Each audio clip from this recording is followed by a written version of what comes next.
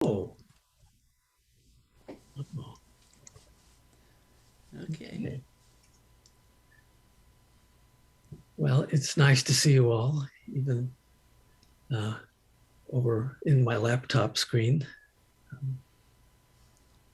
I'm really glad that I had a chance to sit with you frequently before the pandemic because just seeing you all on the screen reminds me of sitting in that semicircle. And that was very enjoyable sitting with you guys. So I wanted to tonight to talk about some aspects of the practice of reflection as described in some of the suttas, and to bring a little bit of a neuroscience perspective to that. um, and I like to, especially after just having meditated, to reflect on the qualities of calm abiding and insight. Um, just to sort of name them in my own mind after a period of practice, because it helps me to kind of retrieve them later when it's more difficult to be calm or insightful. um, but those two qualities kind of reinforce each other. With as the mind calms down, the habitual tendencies, reactive tendencies are lessened, and it's a little easier to sort of cleanse our perceptions and see things clearly and have insight. And of course, the insight makes it easier again to let go of habitual tendencies. And one of the things that insight does that's helpful is it helps us sort of reframe our experience and to in that way change the meaning that we attribute to things that happen in our experience. And I want to talk about tonight how our minds construct meaning, and how the practices of reflection take advantage of that innate process in our minds. Um, and let's see, I think I'm going to share my screen uh, periodically, and I'm going to try to remember to stop sharing occasionally, because I always welcome questions or conversation, and I'll just stop occasionally and make sure someone hasn't been holding back a question because there was a slide on the screen or something. No need to do that.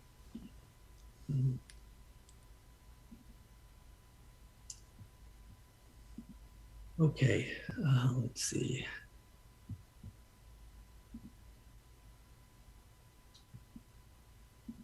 So you'll tell me if my slides aren't visible, right? They're good. Oh, good, thank you. So, biologists and neuroscientists think of the brain as the organ of behavior. The place you find brains in the natural world is in animals that have some degree of complexity in their repertoire of behaviors. That's sort of the evolved function of a brain, is to govern complicated behavior. And what you see in animals with brains is, in addition to complex behavior, you see the capacity to for them to learn and remember and adapt their behavior, so that they can do maybe something in a more efficient way or a more survival oriented way in the future. And they continually learn so that their behaviors become better able to support their survival. This is what evolution has shaped in our nervous systems. And one of the key functions in brains is to construct meaning from ongoing experience. And the word meaning has a lot of meanings, I guess. But what I mean by it is the meaning we see in our experience is that aspect of the experience that we're going to use, we're going to rely on to guide our own behavior. And this happens consciously, and it also happens unconsciously. There are many unconscious meaning making processes in our brains that help us, carry out automatic responses We sort of extract certain features of experience that are meaningful to our species, our particular situation, our individual life. So, and there are many elements of experience that are used to construct the meaning, but it's especially large portion of prior knowledge, things we've learned in the past, and context, current context, context and prior knowledge. And I'm going to focus on those a bit. So I just want to illustrate meaning making in the brain and how it affects how we experience things. So I probably showed you this picture before, but it's worth showing again. Which orange circle is larger? Well, they both look the same, I think, at least to me, they do. And but if we add something to the context, they don't really look the same anymore. The one on the right has the quality of largeness because it's large in comparison to what it's immediately adjacent to. And the one on the left has the quality of smallness because it's adjacent to much larger circles. And it really changes how we actually experience those circles. They really look, the one on the right looks larger just by changing the context. With a uniform background, they look the same, in case you forgot. But if we add some context, they don't look the same anymore. So how does this happen? And again, these are things I've talked about before, but I think they're worth repeating. This is just a way to represent a neuron with a little cartoon figure. So a neuron has a cell body and an area where inputs are received called the dendrites.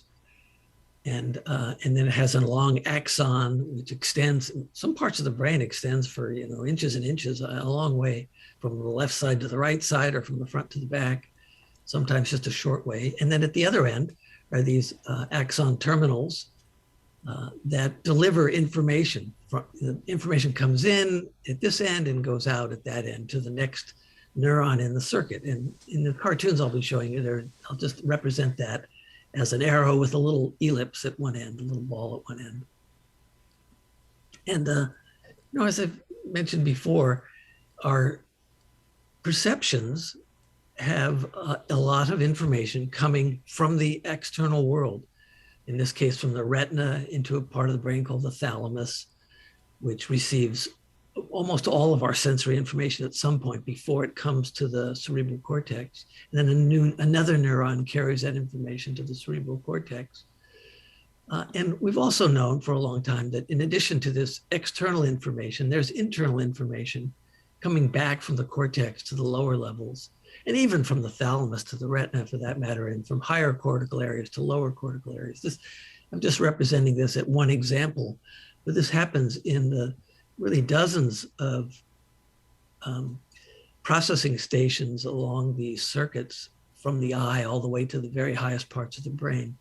There's information coming in and then internal information coming back to filter it. But what's really striking and become clear in recent years is that there are 10 times as many of these, at least, neurons carrying information that has sort of prior knowledge or information about the context in which experience is occurring back to these lower levels to sort of filter it and shape it.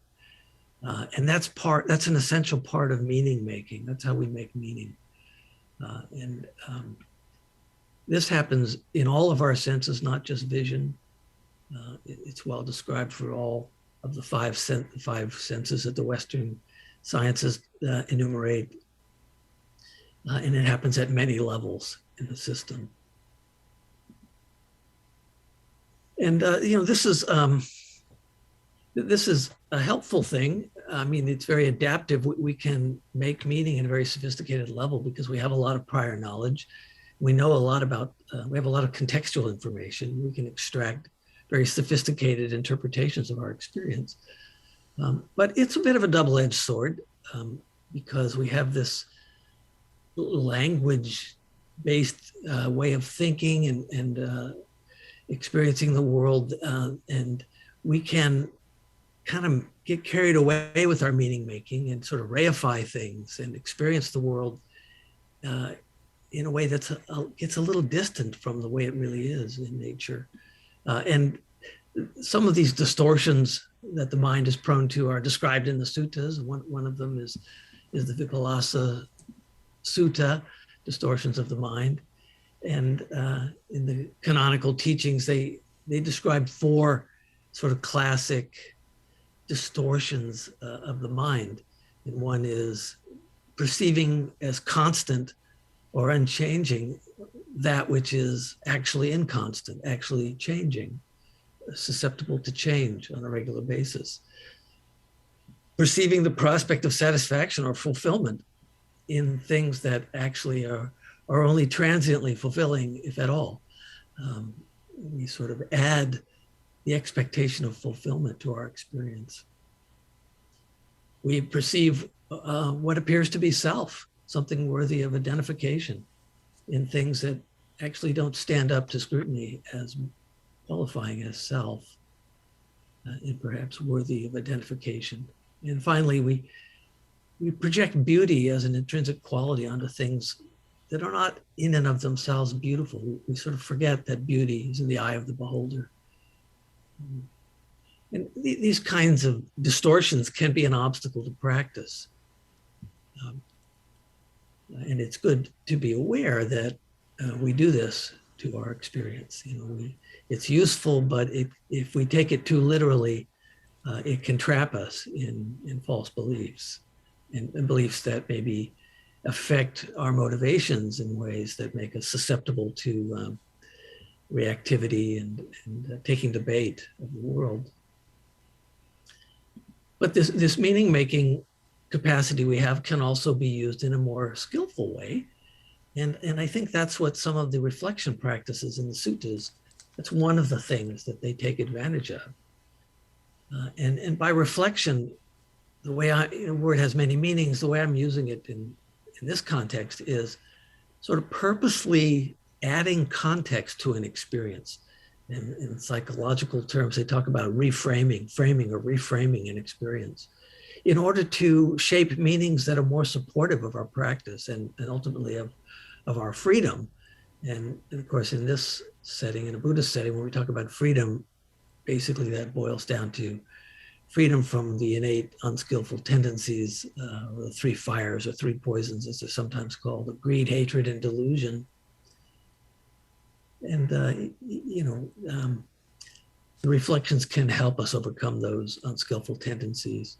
And, what is the fruit of this freedom? Well, I always come back to this reference point of the famous saying of Yun Men, 10th century Zen master in China, who late in his life, when he was asked, what's the purpose of a lifetime of practice? He told his student an appropriate response. A response that's guided by what's appropriate to what's happening in this situation and not guided by these other tendencies, these unskillful tendencies or imagined features of the situation that aren't real.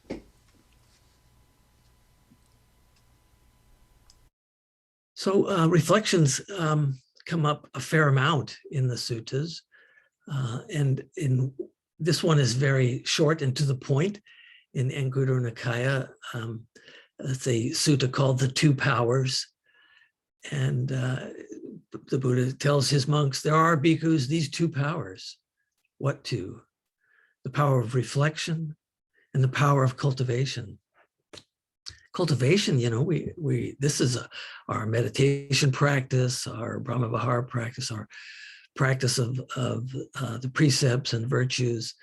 Cultivation clearly is so important to this practice, but reflection also, an action of the mind that sort of shapes the meanings that we attribute to experience, is also an important power in our practice.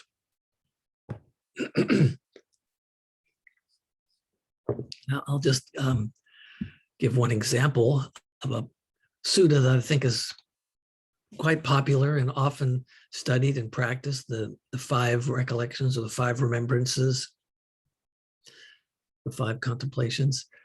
There are these 5 facts that one should reflect on often, whether one is a woman or a man, a layperson or an ordained. Which 5? I am subject to aging, have not gone beyond aging. This is the first fact that one should reflect on often, whether a woman or a man, lay or ordained, etc. I am subject to illness, have not gone beyond illness.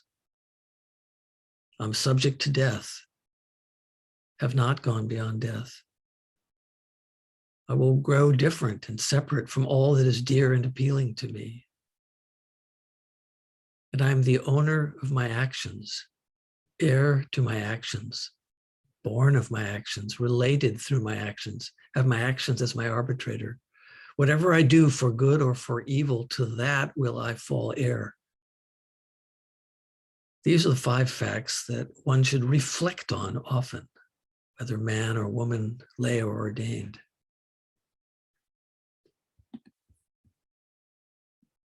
I'm just going to stop for a second.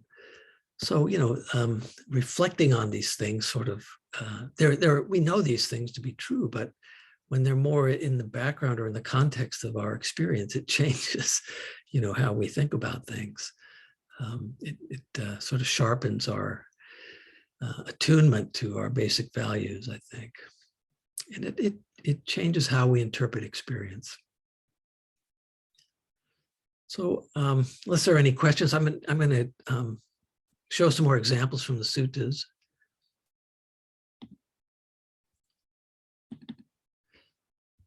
So the word reflection is a translation given to a number of different Pali terms in the suttas by different translators, but one of the most common Pali words that was translated as reflection, I found, is looking through Sutta Central, was pachavikati,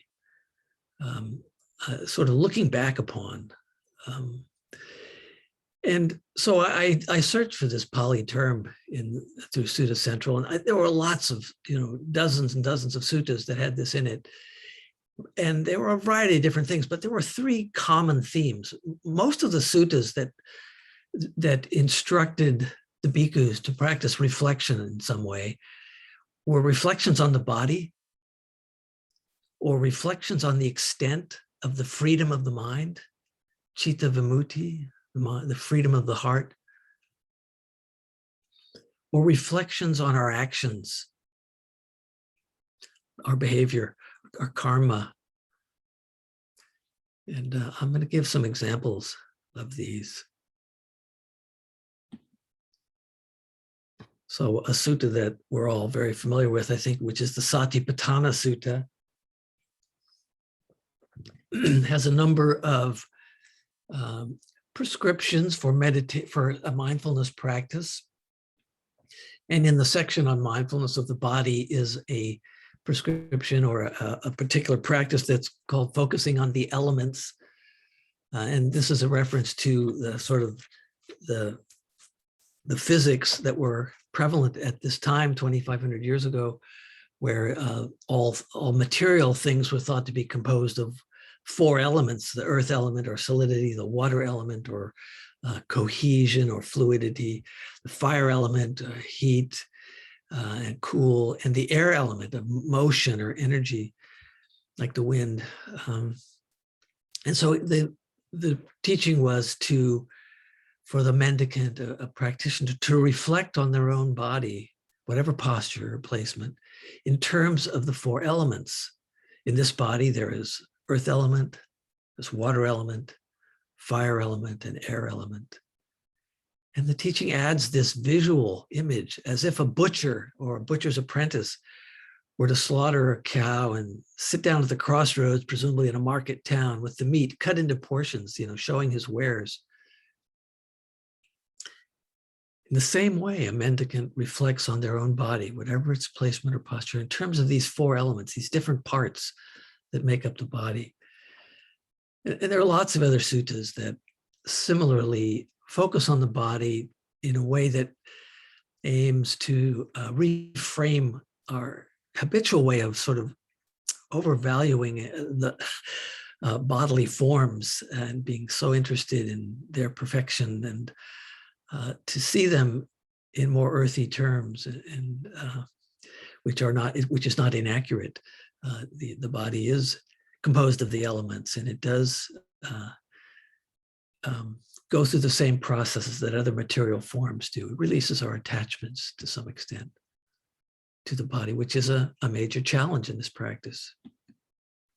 And I just like to show things visually. So this teaching in the Satipatthana Sutta is for the mendicant to reflect on their own body in terms of the four elements, to sort of reframe our experience of our body, or bodies in general, other people's bodies, in terms of these four elements. It's a little easier to not identify so completely with it. And then they add this image of a butcher having slaughtered a cow and cut the meat into portions and displaying it at the crossroads. This added context shifts the meaning of our experience of bodily forms in a way that hopefully makes it easier to respond to our experiences of bodily forms without attachment or distortion. So just, this principle again is directing attention to some features of the context that may be in the background or we're not paying attention to most of the time. This facilitates a certain kind of reframing. And that can change the meaning and then even the experience itself. And I think this is one of the meanings of the teachings about the practices involving wise attention, or yonaso manasikara, to direct our attention to things that provide an appropriate context, a context that facilitates insight and freedom. So just to illustrate this again, how this works, and I may have shown this before as well to your group, but the two tiles here shown against a dark background, they have identical color and identical brightness, but the context is really on the fringe of consciousness. You're not seeing this context very clearly, but if you bring that context into full awareness, how we see those tiles changes completely. This tile looks like a completely different color than that tile. And this happens at such an early level in the processing in our brain that it just looks like it's a new tile. How could those possibly be the same color? But here it is, we're seeing them together. Nothing has changed except how dark I made this screen over this context. And this is sort of things on the outer limits of our awareness. And the context is fully embedded in our awareness. So, what we see is the meaning. When a tile of this brightness is in the shade, well, it must be very bright to have that level of brightness in the shade. And a tile of the same brightness in the bright sun or the bright light is this color. It must be pretty dark to only be this bright. And our brains have learned that, so it makes this one darker and this one brighter. And, this is like what happens with some reflections that we can practice with. We bring context to our experience, and it changes the meaning of what we're experiencing. And sometimes we only bring a little bit of context. So here it is with very little context, and now we add a little bit more. And you start to see a difference in these tiles. But it's not as stark as when you have a full and bright awareness of the context.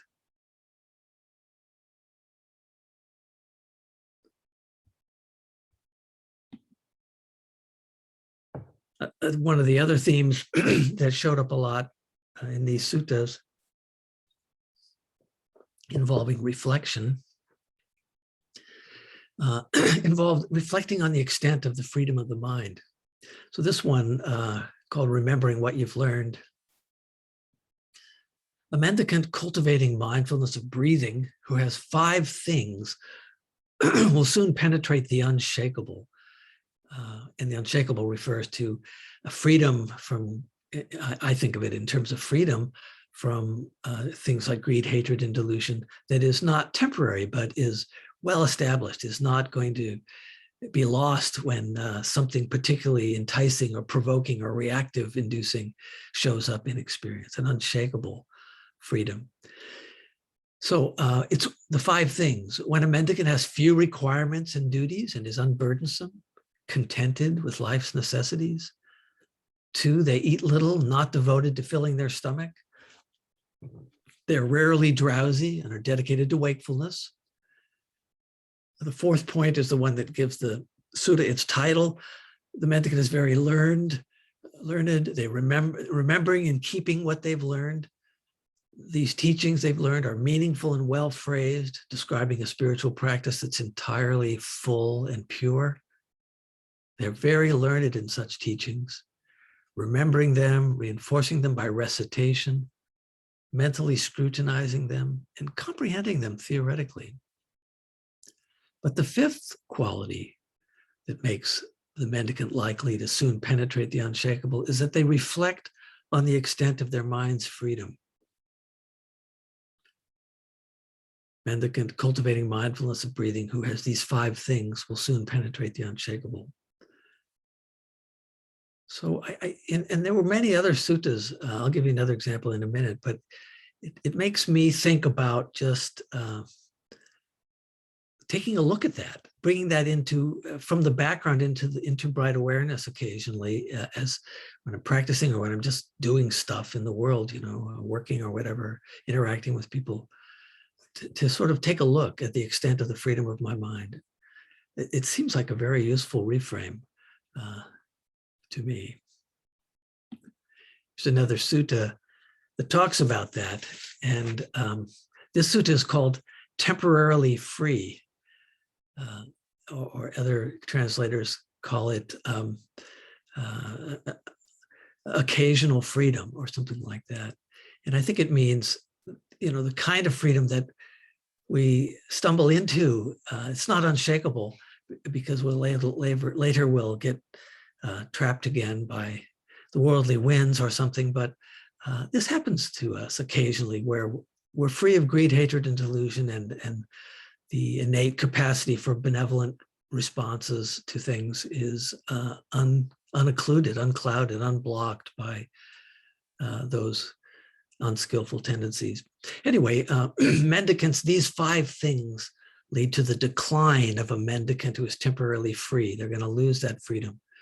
What 5?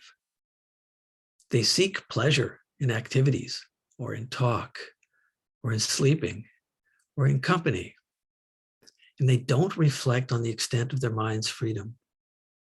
These 5 things lead to the decline of a mendicant who is temporarily free.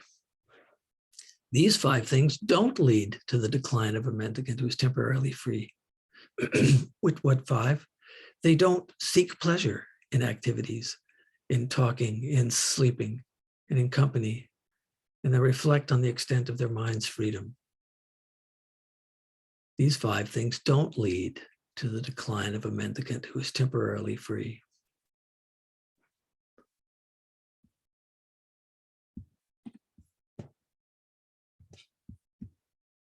I'll just stop here again for a minute.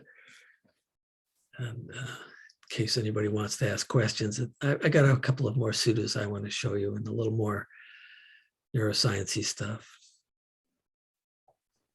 I was just wondering if you could bring up that picture with the 2 orange squares one more time so I can grab a picture of it. I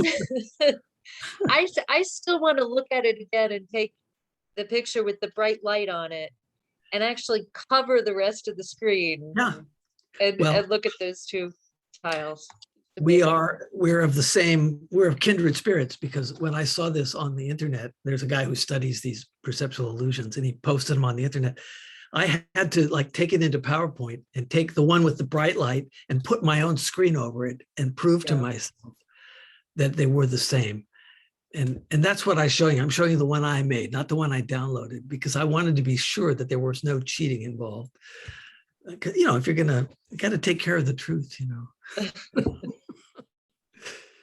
Yeah, I'll put that up in a minute. I'll be happy to. I invite you to investigate the power of your own mind to change what you see.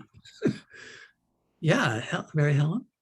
Um, when you were talking about how our perceptions are so diluted by pre-existing notions and context. And I started thinking about how so many people used to be convicted on the basis of eyewitness testimony, and now today that's not given the same kind of credence because we understand that. But Right. then I was thinking about the hindrance of doubt and the spiritual faculty of confidence. And how do we, what would you say about how can we have confidence when we know that that we're so subject to being, you know, biased? That's a question I've asked myself, and appreciate the question. So what I have come to think, and I believe it's probably true. So in the example of eyewitness testimony being really unreliable, this is not the case if the person you're identifying is, say, your brother-in-law or somebody you know really well. Because what our minds are good at, they're not good at like being a video recorder of what happened. They're good at extracting the meaning of what happened. And if I see my brother-in-law committing a crime, I'm not going to get that wrong because I know what that means. But if I see John Citizen committing a crime, I don't know who he is. I mean, all I have is some facial features. We're not good at remembering those details. We remember the meaning. The meaning is somebody I never met before who is about 6 feet with sandy hair. That's it. You know, you can't really pick them out reliably from a lineup. I mean, the sooner you do it, the better, because this meaning making takes place over a period of hours, days, and weeks, and then it sort of finishes. But it just gets rid of stuff that has no meaning, like who the person was. So the most accurate reports are right away. And the fact that what the brain is good at is knowing what it needs to know what to do next time, you know, the meaning of something, how it should guide our behavior. So you can have faith in your innate ability to extract the gist from your experiences, but you need to know that gist extraction is going to be affected by your preconceptions and your prior knowledge. If you can be aware of those, you can sort of find the sweet spot, you know, of knowing how much to not overbelieve in your interpretations. But many of the gist extraction qualities, the meaning making qualities that, you know, they help us a lot. We figure out what's safe and what isn't safe, and, you know, who we can trust and who we can't trust. So I think we can have faith in that, but we just have to know what it is. I don't know if that's helpful. It's helpful. Thank you. Well, I'll put that picture back up again for you, Amanda, and then I have a few other. I just want to mention Oh yeah. that as you're discussing, as people are asking questions, you're being recorded. So just as long as you don't mind being recorded, and this will probably be up on Mountain Stream. If you don't want to be recorded, then wait till the end and we'll stop recording for a few minutes right at the end. Sounds good. Oh, here it is. Okay, so here, well, you want to take a picture of this. Is this a useful picture, or do you want each one separately? That's it. I got it. Thank you so much. You're welcome. It really pops out when you do it fast. So one of my favorite suttas is Majjhima Nikaya 61, Instructions to Rahula at Mango Stone.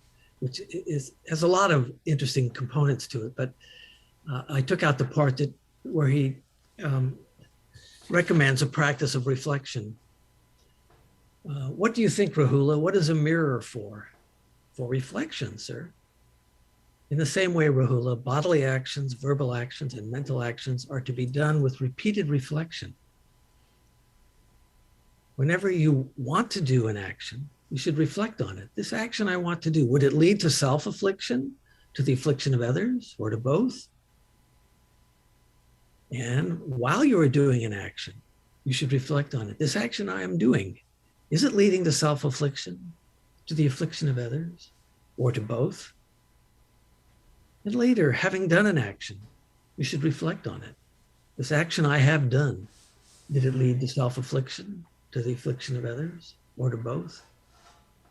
Thus, Rahula, you should train yourself. I will purify my bodily actions, verbal actions, mental actions through repeated reflection. That's how you should train yourself. Very explicit prescription for reflecting on actions. So, intentional actions are really important in our tradition of Buddhism. Buddha says, intention, I tell you, is karma. Karma is intention. Actions done today become the inclination of the mind tomorrow. And it's literally true that everything we think, say, or do is remembered to some extent. Not necessarily for a long time, but at least for a while in the brain. And of course, the more impactful things are remembered much longer. And what this Suta points out is a very important process, which is that reflection can change what is remembered. And in that sense, change our karma, what inclinations we're predisposed to because of reflection. And I've talked about this one time before, I think, in your Sangha, but it's relevant to this practice of reflection. There are three phases that recur in a cycle in memory processing. The first phase is the present moment of experience, the things that are going to be remembered. And then the short-term memory stage, which is called labile store, the labile store of memory. Labile means a malleable, easily changed, not fixed or rigid. The short-term store is where sort of meaning is kind of evolving over a period of time. You're sort of sorting out what something meant that happened a few hours ago or whatever, a few minutes ago or yesterday. And then eventually it goes into this stable store or so-called long-term memory, where it really is relatively fixed. It can persist in an unchanged coding of information for a very long period, years. Another way of saying this is that our memories, they naturally change with use when we recall them. And this is a feature, not a bug. The fact that our memories get modified over time is because the meaning that they provide to us, what we think that event meant in our life, changes with our own growth in wisdom or knowledge or understanding, or maybe our own regression. If we start to believe things that aren't healthy for us, we change our memories for better or for worse. By retrieving them from the stable store, it brings them into the present moment of experience, and they become labile again, they become malleable again. And it's only when they're reactivated and malleable that they can change. So if we don't reactivate something, it's going to stay fixed. We'll reactivate it. If we use a reflection practice or some kind of reframing practice, its meaning is susceptible to change. And this can be a very constructive thing. This is what a lot of psychotherapy is involved with. And just to spell this out visually, because I'm inherently a more visual person, I'll make a sequence out of it. So this is the present moment of experience, and it's what's going to be remembered. And we're in touch with the world through our sense gates. We have our own mental experiences of feelings and perceptions and action inclinations, motivations and tendencies to do things. All the khandhas, this is the episodes of our life. And then after a few minutes, they become just a memory because now we're living a new episode, but the old one is in this labile short-term memory where, they get mulled over a little bit in the background of consciousness, and most of stuff gets tagged for forgetting, but some stuff gets tagged for remembering. And it's most pure in the first 1 to 2 hours. It's most like the original experience. But then in a later phase, a later part of this labile period, which can last up to a month, and I should say this occurs in a part of the brain that's well understood, well identified, which is the hippocampus. And it keeps these labile stores of memory, and it gradually transfers them to the long-term stable store. But until that transfer is complete, these memories remain flexible. And what we think things meant that happened last week continues to evolve. And where it is after the end of several weeks is kind of where it's going to be. I mean, this is the typical case. There are a lot of exceptions to this. And traumatic memories can stay kind of in the in-between twilight zone between labile and stabile. The meaning never really crystallizes. And then there's this stable long-term store of memory. And if we don't retrieve those memories, they just stay there until we need them. Then if we need them, they get reactivated. And they can get reactivated also, from the short-term store. That happens a lot. We chew over things that just happened, so we're reactivated from the short-term store, but also from the long-term store. And when they're reactivated, they become part of our present moment experience. Oh, now I'm having the experience of thinking about that disagreement I had with a coworker 2 days ago. Yeah, I guess I could have been a little more patient, etc. And so the meaning of that changes. Yeah, I've got to remember, he's doing the best he can. He's got a really hard job. Anyway, this is very similar to the Buddhist teachings about karma, especially it's developed a little bit later than the period of the suttas, the Nikayas. During the Yogacara period of Buddhism, they developed this theory, this model of this thing called the alaya that contains these karmic seeds where they remain latent until they're activated, and then they produce karmic fruit because they color our present moment experience. This is a beautiful analogy to how we think of the brain memory systems. They're the alaya, they hold these memories and then they become active. Yes, and it's the times, we don't, especially with bad memories or memories that we haven't made peace with, we don't like it when they get reactivated, but the fact is that's the only time they can be susceptible to the beneficial effects of reflection or reframing or finding a wiser meaning with which to understand them. Those are the times those karmic seeds can be exhausted, which is a term they use in discussing the alaya as a aspect of karma. Anyway, in the same way, Rahula, actions are to be done with repeated reflection, because this is how you change the predispositions of your mind that reside as these karmic seeds. Another way of just languaging this, this process, particularly it has to do with actions. In the language of karma, the karmic seeds ripen if you reflect on something you've done, you're deliberately reactivating it, you're bringing it back so it can be reframed. And in terms of memory science or memory studies, this is called reactivation and destabilization.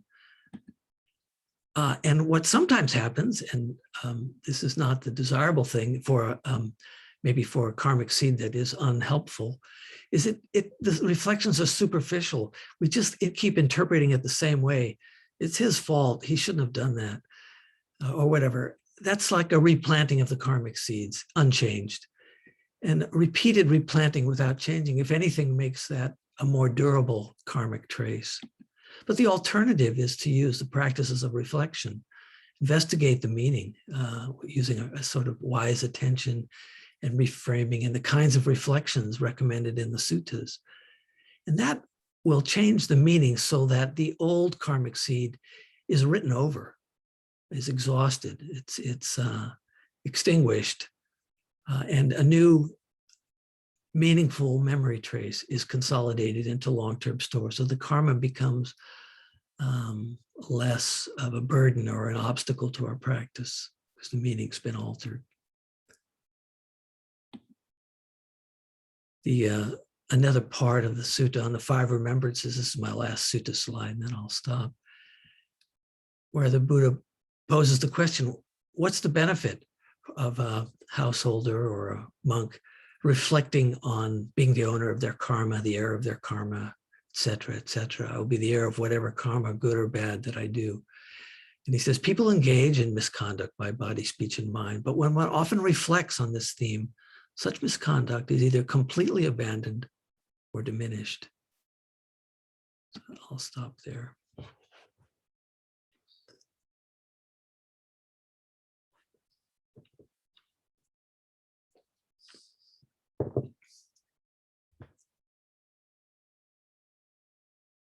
Any reflections?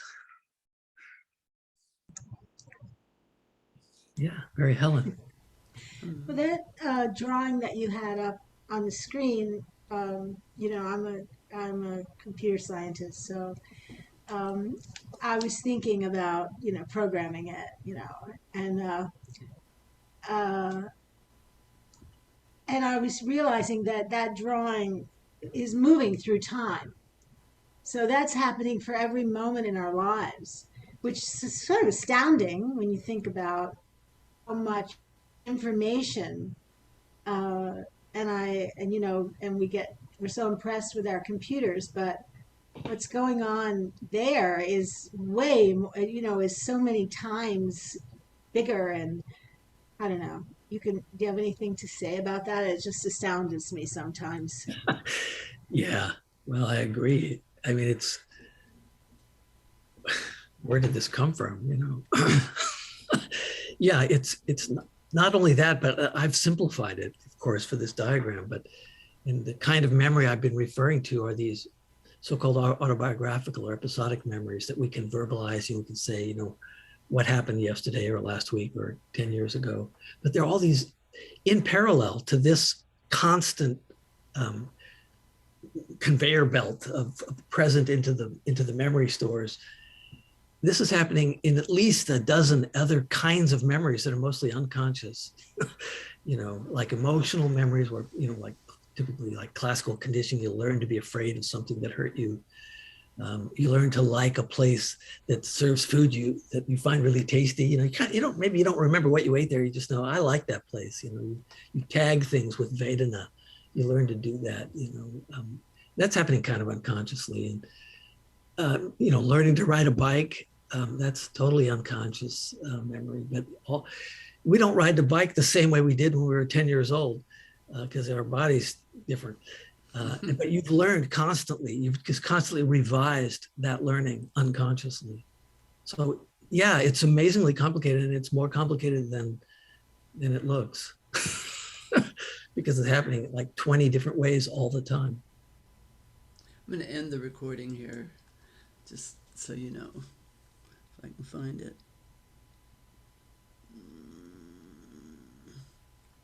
Oh, here it is.